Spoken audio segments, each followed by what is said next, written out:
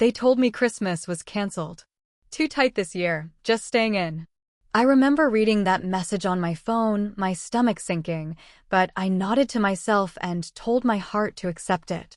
Times were rough for everyone, I thought. Money was tight. It wasn't about me, it couldn't be. So, I spent Christmas Day alone. I ordered Chinese takeout, curled up with old movies, and tried to convince myself it wasn't so bad. I even told myself I was proud of being understanding. Family first, that was always my motto. But then, that night, I saw it. My cousin's video lit up my screen like a cruel little joke. The dining room table was set perfectly, white cloth, crystal glasses, candles flickering. The camera panned, and there they were. My parents at the head of the table. My father carving into what looked like a 20-pound turkey. My aunt, my uncle, my cousins, my sister with her husband and kids. Even my grandmother, who I had been told was too ill to travel. The caption stung more than the images. Family only Christmas. Nothing beats tradition. Family only. And I wasn't there. I watched the video again. And again. And again. My hands were trembling so hard I almost dropped my phone. 3 years. For 3 years, I had been sending my parents $1,500 every month to cover their mortgage. Without question. Without hesitation. While I was putting off my own savings, my own future. Because I thought family meant sacrifice. Because I thought I was helping us all stay afloat. And yet, when it came to celebrating, to gathering, to joy, to love, I wasn't family enough to sit at the table. The turkey wasn't cheap. The wine bottles lined up on the table were brands I knew cost more than I'd ever spend on myself. This wasn't a struggling family making do. This was a deliberate choice. A decision. And the decision was, not me. I walked into my kitchen, sat down at my laptop, and stared at the screen. My bank app was still open. There it was, my scheduled payment, set to go out on January 1st, like always. I stared at it for a long moment, my heart pounding. Then, with one click, I canceled it. I sat back in my chair. The silence in my apartment suddenly felt different, heavy, but sharp, like the first crack of lightning before a storm. I wasn't angry yet. Not fully. Mostly I felt hollow, like someone had scooped me out. I told myself I'd wait. I'd see what happened. Maybe, just maybe, someone would explain. Maybe there was a reason. But 2 weeks later, when my dad finally called, his voice tight with panic over the missed mortgage payment, he didn't mention Christmas. Not once. Sweetheart, something's wrong with the bank. The mortgage didn't go through. Could you check on your end? Maybe it's a glitch. No, Dad, I said calmly. My account's fine. Silence. Then his voice dropped, that familiar edge of desperation I remembered from childhood. Are you having financial problems yourself? No, I said. My chest was tight, my fingers digging into my leg. I'm fine. He hesitated. Then what's going on with the payment? I swallowed. How was Christmas? The silence stretched for nearly 30 seconds. I could hear him breathing. Finally, he said, it was quiet. Just me and your mom. We stayed in. A lie. My stomach turned. So I told him. I described the table, the turkey, every single face I saw in that video. My voice was shaking, but I didn't stop. He stammered, said it was nothing fancy, just a little gathering. He insisted they barely spent any money. He told me I was overreacting. Why wasn't I invited, Dad? My voice cracked, but I forced the words out. If it was just family, why not me? His answer sliced deeper than the lie. We didn't want to bother you. You're always so busy with work. We thought you'd understand. Understand. The word echoed in my head like an insult. For 3 years I had sacrificed for them, quietly, dutifully. But when it came to being included, when it came to being loved, they assumed I'd be fine being left out. I do understand, I said, my voice low, shaking. I understand that you made a choice about who was family and who wasn't. And the mortgage? That's your responsibility now. I hung up before he could answer. And for the first time in years, I didn't feel like the daughter who always rescued them. I felt like the stranger they had revealed me to be. But deep down, a question burned in my chest. If my parents saw me only as their bank account, who was I to them without my money? My phone didn't stop buzzing after that call with my dad. At first, it was just him, texts, voicemails, the kind of frantic messages that carried guilt dressed up as concern. But then the others joined in. My sister was the first. "You're being ridiculous," she snapped over the phone, her voice sharp with anger. "So you missed one Christmas. Big deal. You're really going to let Mom and Dad lose their house because of your hurt feelings?" I clenched my teeth. "One Christmas? You all lied. You said it was canceled, then every single one of you showed up, except me." "It was last minute," she shot back. "We just decided at the end." "How last minute is a 20-pound turkey and a full table set with crystal glasses?" I interrupted. My voice was shaking, but it wasn't weakness this time. It was rage. There was silence on the other end. Then she hung up. The next day, my aunt called, the same aunt who'd sent the message that Christmas was off. Her voice was sweet, condescending, the way you talk to a child who's throwing a tantrum. "Sweetheart, you're making this bigger than it needs to be. Families do things, sometimes people get hurt, but retaliating financially? That's cruel." I laughed, but it came out bitter. "Cruel? You lied to me. You told me Christmas was canceled while planning a whole dinner without me. And now you want to call me cruel because I stopped paying my parents' bills?" "It wasn't a lie," she insisted. "We just decided later to have a small get-together. No one meant harm." "Then why was every other person invited except me?" I snapped. On the other end, she went quiet. For a moment, I thought she might admit it. But instead, she sighed. "You've seemed so busy lately. We thought you'd prefer not to be bothered." Busy. Not bothered. Always understanding. Always excluded. I closed my eyes. "I've been sending my parents $1,500 every month for 3 years. Without anyone asking. Without anyone reminding me. Does that sound like someone too busy for family?" Her voice faltered. Maybe it was a mistake. But your parents are struggling now. You don't want to put them in danger, do you?" For a moment, guilt tried to snake its way back in. But then I remembered that table, that turkey, those smiles without me. "They figured out Christmas dinner without me," I said coldly. "They can figure out the mortgage the same way." I hung up. And then the flood really started. My cousin messaged me, the one who posted the video. He said he didn't realize I wasn't invited. Said it was just an oversight. Said he felt terrible. I stared at his words until the screen blurred. Then I screenshotted his own caption, "Family only Christmas. Nothing beats tradition," and sent it back. "How do you accidentally exclude someone from family?" I wrote, "and then brag about it publicly?" He read it. He didn't reply. A few days later, my mother called. She was crying so hard I could barely understand her. "They're saying we might lose the house," she sobbed. Please don't do this. It won't happen again. I promise you, I'll make sure you're included in everything from now on. You're our daughter, we love you." I pressed the phone to my ear, but my chest felt like stone. Whose idea was it not to invite me? She went silent. Then, softly, "It wasn't anyone's idea. Just a miscommunication. 15 people ended up at dinner," I said flatly. "One person was told Christmas was canceled. That's not a miscommunication. That's a decision." Her sobs grew louder. "We never meant to hurt you. Please forgive us. The mortgage is the difference between keeping our home and losing it." I closed my eyes, 1,000 memories rising, the birthdays in that backyard, the Christmas mornings in that living room, the nights I stayed up working overtime so I could afford to send them money. "I was your daughter on Christmas Day too," I whispered. "The day you chose to exclude me. For 3 years, I put your stability above my own.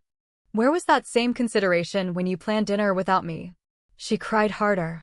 She swore on her mother's grave it would never happen again.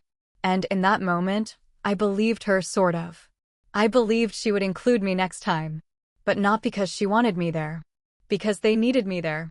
Because without me, their safety net was gone. I wasn't a daughter to them anymore. I was a bank account. I ended the call, sat on the edge of my bed, and felt the weight of it crash down on me. I wasn't angry the way I thought I'd be. I was grieving. Grieving the realization that I'd never been seen as family in the way I thought. The worst part wasn't that they left me out. The worst part was that now I finally knew why they wanted me back. And I wasn't sure what hurt more, that they didn't want me on Christmas Day, or that they only wanted me now when the money was gone. It didn't stop. If anything, it escalated. Within a week, my phone became a battlefield. Messages piled up, texts, voicemails, Facebook tags I didn't want to see. Some were drenched in guilt, others in venom. And the worst part? They all sounded the same, like a chorus reading from the same script. You're tearing the family apart.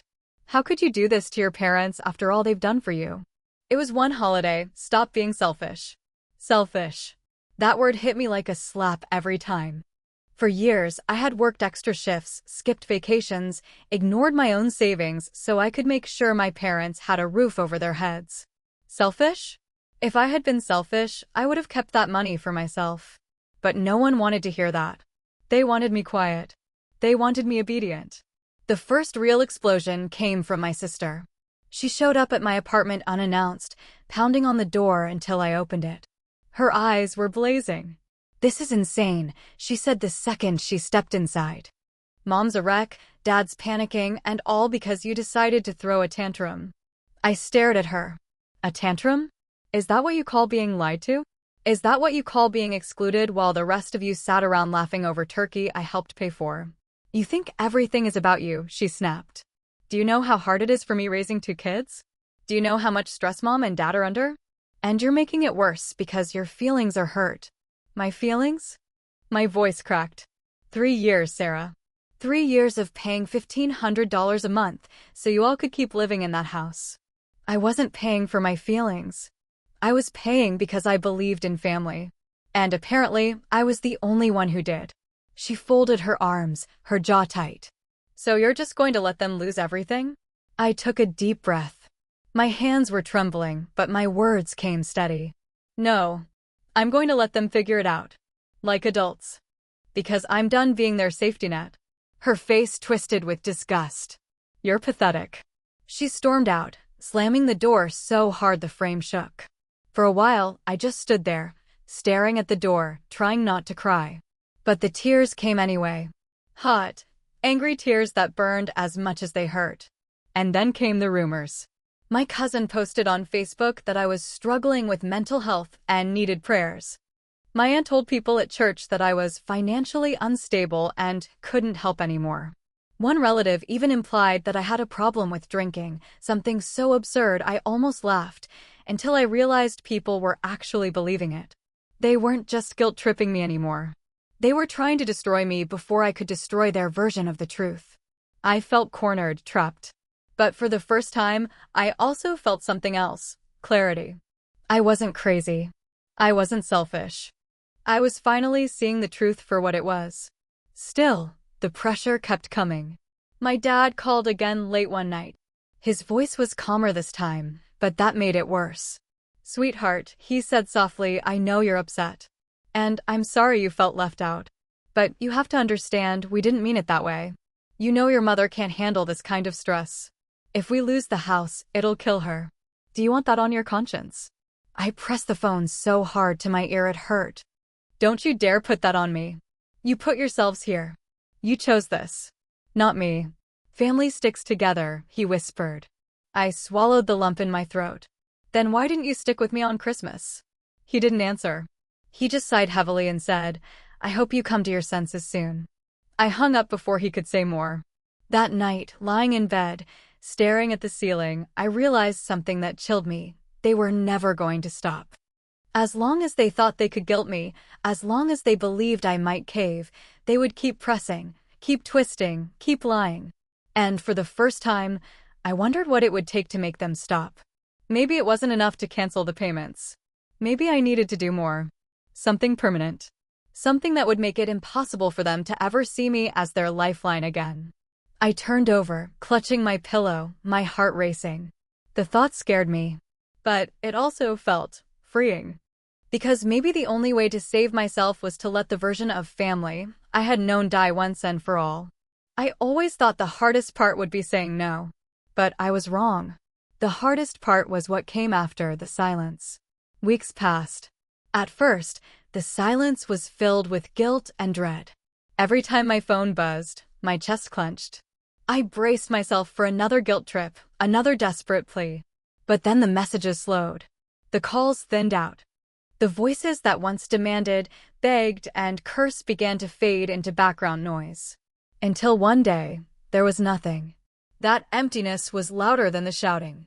For years, I had been the bridge that kept us together. Now that the bridge was gone, no one bothered to rebuild. They just let it collapse. But the world didn't end. My rent was paid on time. My fridge was full. My apartment was quiet, but it was mine. For the first time in years, my paycheck was mine too. I started putting money into savings, little by little. It felt strange, like learning how to walk again after years of crawling. Still, the grief came in waves. I caught myself looking at old photos, remembering the family I thought I had, the warm holiday dinners, the laughter, the inside jokes. But the more I thought about it, the more I realized something painful. Maybe that family never really existed. Maybe it was only ever real in my head. The final confrontation came in early spring. My parents showed up at my apartment unannounced. I opened the door to see them standing there, both of them looking smaller, somehow older. My mother's eyes were red from crying. My father's shoulders sagged under a weight I couldn't carry anymore. "Can we come in?" he asked softly. I let them. We sat at my tiny kitchen table, the same one where I had eaten takeout alone on Christmas. My mother reached across, grabbing my hand with both of hers. Her skin felt paper-thin. "Please," she whispered, her voice breaking. "We're falling apart without your help. The bills, the mortgage, we can't keep up." Her tears cut into me, but I forced myself to hold steady. "You were fine enough to throw a Christmas dinner without me," I said quietly. "You made a choice then. And I'm making mine now." My father leaned forward, his eyes narrowing. "We're your parents. We raised you. Doesn't that mean anything?" I felt a lump rise in my throat, but I swallowed it down. "It means everything. That's why I helped you for as long as I did. But love isn't supposed to feel like obligation. And family isn't supposed to hurt like this." He slammed his fist lightly on the table. "So what, you're just going to abandon us? After everything?" I met his eyes, my own filling with tears. "No. I'm letting you stand on your own. For the first time in years. Because if I keep saving you, you'll never see me as anything but a wallet. And I can't live like that anymore." The silence after those words was suffocating. My mother cried quietly. My father stared at me like he didn't recognize me. And maybe he didn't. Maybe they had only ever seen the version of me that paid their bills. Finally, my father stood. "If that's how you feel then, I guess there's nothing more to say." They left without another word. When the door closed behind them, I slid down to the floor and sobbed until my chest hurt. I wasn't crying for them, I was crying for the little girl inside me who had spent her whole life believing family meant unconditional love. But when the tears finally stopped, I felt something I hadn't felt in years: peace. I wasn't angry anymore. I wasn't waiting for them to apologize or to finally see me for who I was. I understood now they might never see me that way. And I couldn't keep breaking myself to earn a love that should have been freely given. The next morning, I made coffee, sat at my kitchen table, and opened my laptop. For the first time in years, I wasn't checking to make sure the mortgage payment had gone through. Instead, I was planning a trip. Somewhere I had always wanted to go but never thought I could afford. As the sun streamed through my window, I realized something simple but life-changing. I wasn't the villain of this story. I wasn't selfish or cruel or ungrateful. I was free.